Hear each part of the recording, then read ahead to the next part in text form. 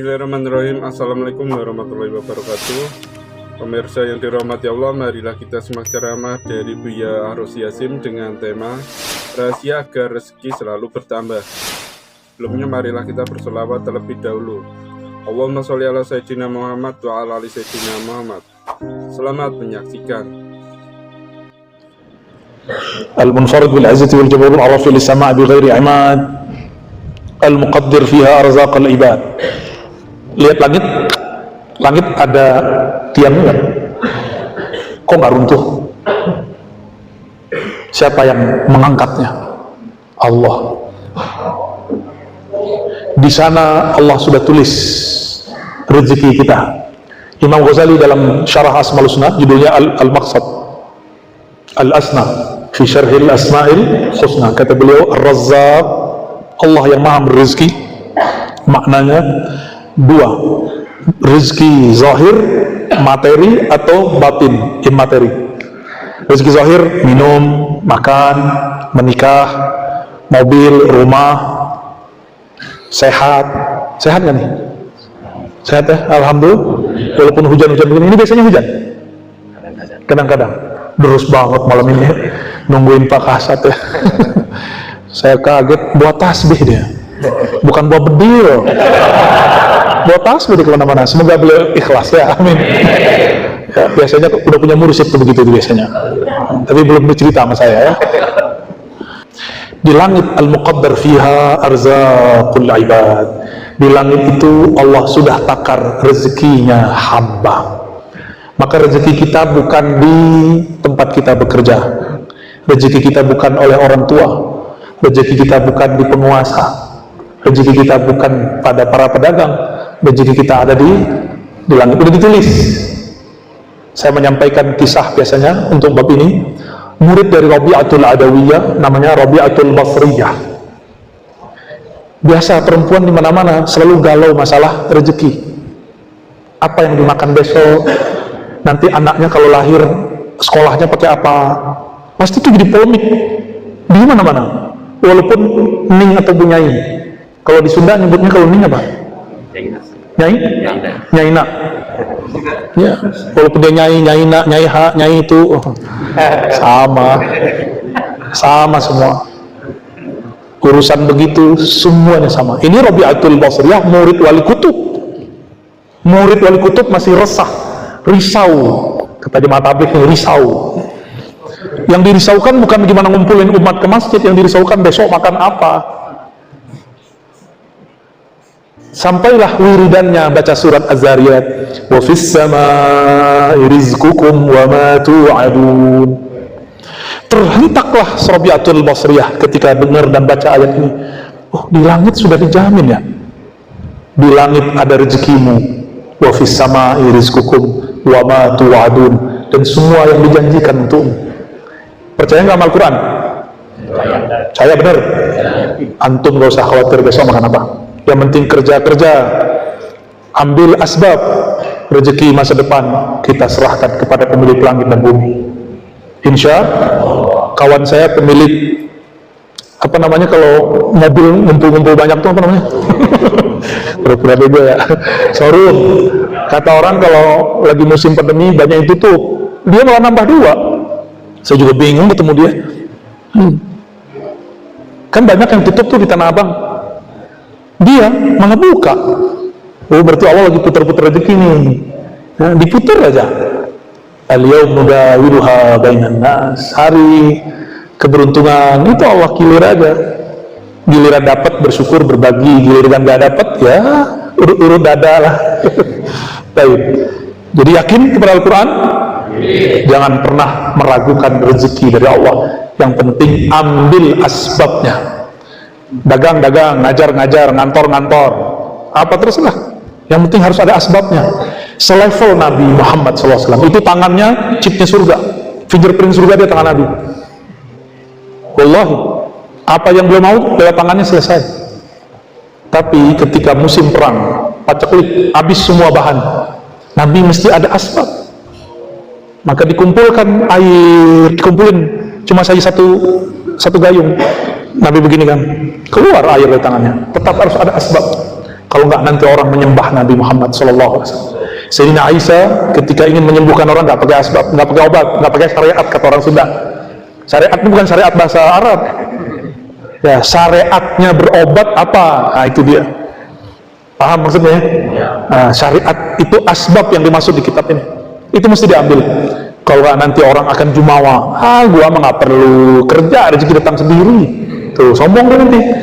Padahal pengen tawakal. Ya, yang ada namanya takasul, bukan tawakul. Males, bilang aja males, nggak usah bilang tawakal. Alladzi sarrafa ayuna dzawil qulubi wal albab, yang memindah-mindahkan, yang merubah-rubah pandangan mata orang-orang yang memiliki kolbu wal albab, dan intinya kolbu. Jadi kolbu itu masih ada intinya lagi, namanya fuad. Di dalam fuad ada lub, dalam lub dalamnya sir. Itu Allah yang mindahin. Allah yang mindahin, bukan guru, bukan mursyid, tapi lewat mursyid. Mesti ada, kalau nggak iblis itu yang bekerja. Ya. Dari mana kolbunya supaya berpindah dari memandang makhluk, memandang asbab kepada pencipta asbab. An mulahazatil wasaiti wal asbab ila musabbibil asbab. Dari memandang nasi yang mengenyangkan. Nah, ini kalau masih mandang nasi yang mengenyangkan, berarti akidahnya belum sahih secara Ahlussunnah, tasawufnya belum tasawuf Imam Ghazali. Benar kan nih? Ikut Imam Ghazali. Air yang menyegarkan atau Allah yang menyegarkan? Tapi mesti minum kan? Minum dulu ya. Bismillahirrahmanirrahim.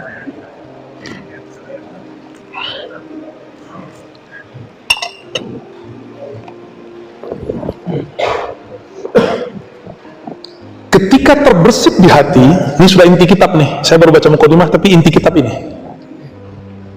Terbersit di hati saya bahwa yang menyegarkan itu air.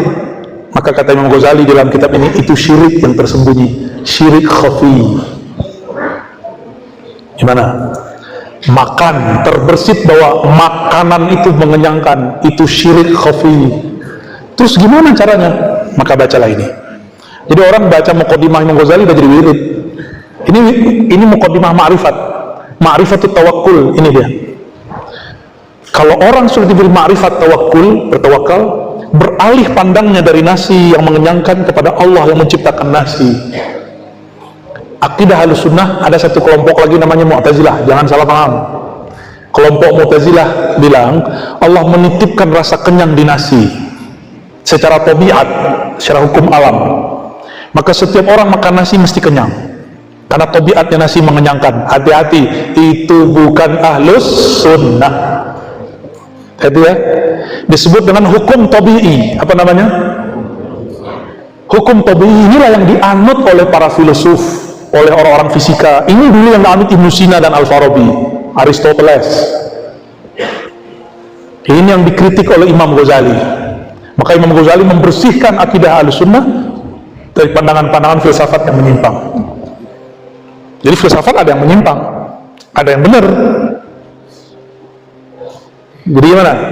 Obat, apa ada kesembuhan di obat? Banyak orang berobat gak sembuh.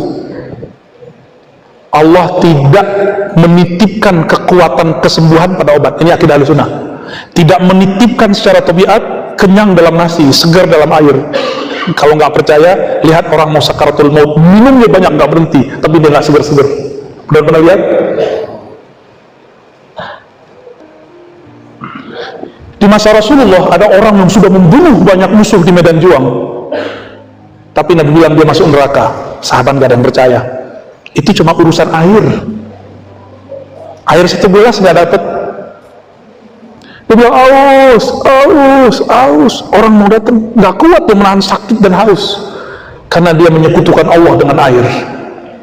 Maka saking nggak kuatnya, maka dia ambil, itu bukan bedil, belum ada bedil saat itu, namanya apa tuh? Pisau belati, langsung dia tusukkan ke dalam jantungnya. Nggak sanggup menahan luka, tidak sanggup menahan haus, karena dia menyekutukan Allah di dalam dirinya dengan air. Nanti ada masa hujan nggak turun-turun, paceklik di mana-mana, sawah-sawah tidak bisa menumbuhkan padi lagi. Jika kita menyekutukan Allah dengan beras, nasi, nanti datang Dajjal menciptakan beras. Dia bawa makanan, nanti kita berubah iman. Mau? Maka mulai sekarang saya mengimbau, makan-makan aja. Makanya sekarang ini bukan sok-sokan, bukan, tapi tahadus bin ni'mah. Saya sudah jarang makan nasi, lauknya masih mengurangi aja, mengurangi, mulai hambar, makan tuh mulai hambar. Kalau bukanlah karena badan ini butuh makan, saya nggak makan, kira-kira begitu. Udah mulai begitu rasa hambar mau makan. Tapi kadang-kadang balik lagi ke ahwal manusiawinya, makan lagi. Apalagi orang Sunda kan punya nasi enak tuh namanya seliwet, nah itu berarti arrozinya lebih muncul tuh. Alhamdulillah kemarin ya, alhamdulillah. Seandainya nggak ada air, nggak ada nasi, terus ada orang bawa itu, berubah nggak keyakinan kita? Maka nanti ada masa kita kenyang tanpa makan, karena sudah mengenal siapa yang mengenyangkan. Kita akan segar tanpa minum, karena sudah mengenal siapa yang menyegarkan. Siapa itu? Allah. Itu makna kalam. Jadi Imam Ghazali buat muqaddimah, itu isinya kitab. Maka nanti mungkin malam ini cuma muqaddimah aja kita baca, sama loncat satu bab, satu fasal, ya nggak masalah. Seperti Ibn Arabi setelah Ibn Ghazali itu dibuat syair di setiap bab, paham syairnya, paham sampai ujung bab. Imam Ghazali ngerti kalau kita susah baca syair, maka dia pakai nasar, prosa. Alhamdulillah Rabbil. Maka saya sangat cinta kepada Imam Ghazali, sangat cinta kepada Imam Ghazali, dan saya sangat cinta kepada orang-orang mengajarkan kitab Ghazali walaupun dia anak muda. Sangat takzim kepada orang yang khidmat kepada ajaran Imam Ghazali, dan sangat sedih jika ada yang bilang Ghazali khurafat, Ghazali sesat, Ghazali nggak ngerti hadis. Ya salam, yang ngomong begitu Sahih Bukhari belum khatam. Imam Bukhari khatam Sahih Bukhari dan wafat kitab Bukhari di dadanya. Itu banyak hadis palsu, bukan hadis palsu, ente nggak ketemu hadisnya, saya ketemu hadisnya. Ini ahli hadis, ini santri hadis saya, 4 tahun dia ngaji hadis sama saya, bahkan lebih, kan ngabdi beberapa tahun. Khatam hadis ini, kalau mau nanya hadis tanya dia aja, hitungan menit bisa dikeluarin, lengkap dengan kualitasnya apa, insya Allah tanya aja, baru tahu ya. Gak usah jauh-jauh ke Syekh Albani, Syekh Umar Fahmi ya.